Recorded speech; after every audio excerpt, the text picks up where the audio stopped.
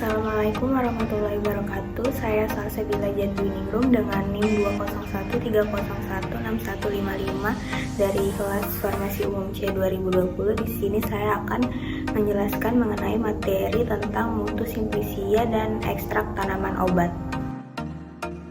Bahan baku obat atau produk farmasi terbagi menjadi dua, yaitu simplicia dan ekstrak. Simplicia adalah bahan alamiah yang dipergunakan sebagai obat yang belum mengalami pengolahan apapun dan juga dikatakan berupa bahan yang telah dikeringkan. Kemudian simplicia itu terbagi menjadi tiga, yaitu simplicia nabati, simplicia hewani, dan simplicia pelikan atau disebut mineral. Kemudian ekstrak adalah sediaan pekat yang diperoleh dengan mengekstraksi zat aktif dari simplicia nabati atau simplicia hewani menggunakan pelarut yang sesuai. Kemudian semua atau hampir semua pelarut diuapkan dan massa atau serbuk yang tersisa diberlakukan sedemikian hingga memenuhi bahan baku yang telah ditetapkan. Kemudian jenis-jenis ekstrak yaitu ada ekstrak cair, ekstrak kental, dan ekstrak kering. Cara untuk melakukan kontrol mutu simplicia yaitu dapat dilakukan dengan cara yang pertama, yaitu kebenaran jenis atau identifikasi spesies tumbuhan.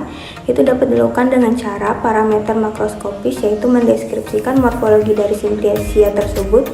Kemudian dapat dilakukan dengan parameter mikroskopis, yaitu mencakup pengamatan terhadap penampang melintang simplicia atau bagian simplicia terhadap fragmen pengenal serbuk simplicia, dan kemudian dapat dilakukan reaksi identifikasi dengan menentukan atau memastikan identifikasi dan kemurnian dari simplicia tersebut.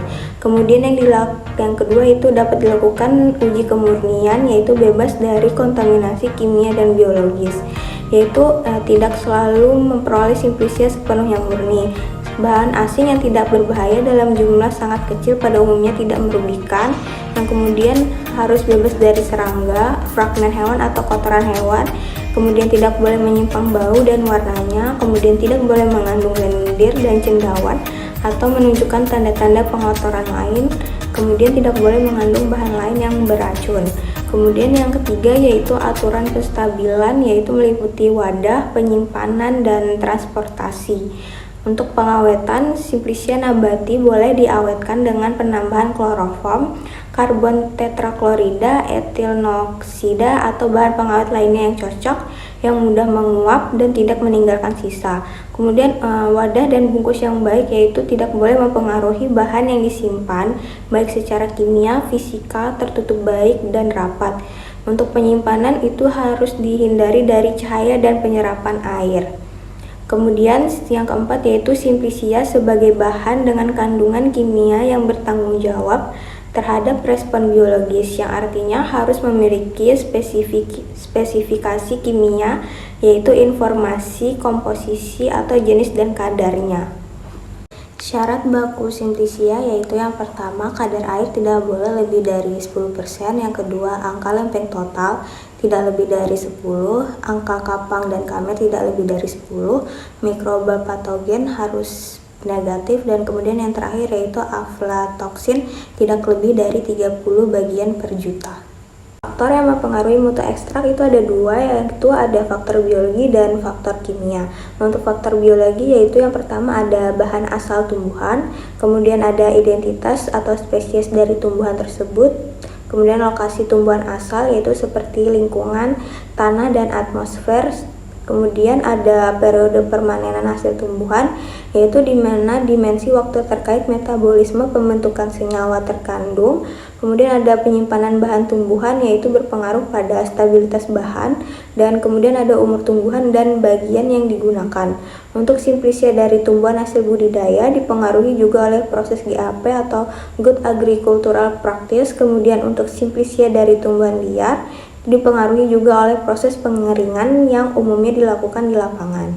Kemudian yang kedua yaitu ada faktor kimia. Faktor kimia tersebut dibagi menjadi dua, yaitu faktor internal dan faktor eksternal. Untuk faktor internalnya sendiri yaitu yang pertama ada jenis senyawa aktif dalam bahan, kemudian yang kedua ada komposisi kualitatif senyawa aktif, kemudian yang ketiga ada komposisi kuantitatif senyawa aktif, dan yang keempat ada kadar total rata-rata senyawa aktif.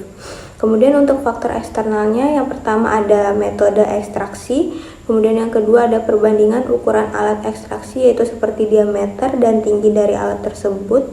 Kemudian yang ketiga ada ukuran, kekerasan, dan kekeringan bahan. Kemudian yang keempat ada pelarut yang digunakan dalam ekstraksi, dan yang terakhir ada kandungan logam berat.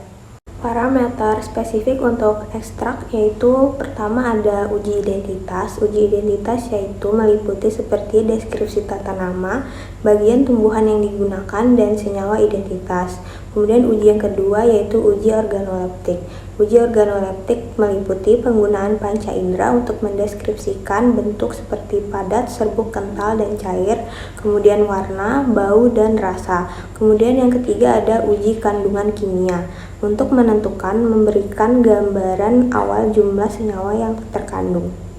Untuk uji kandungan kimia pada ekstrak dapat dilakukan dengan cara yaitu pola kromatogram. Pola kromatogram dapat dilakukan dengan menggunakan KLT, KCKT, dan KG. Kemudian dapat dilakukan dengan kadar total golongan kandungan kimia seperti dengan cara spektrofotometri, trimetri, volumetri, gravimetri, dan lain-lain.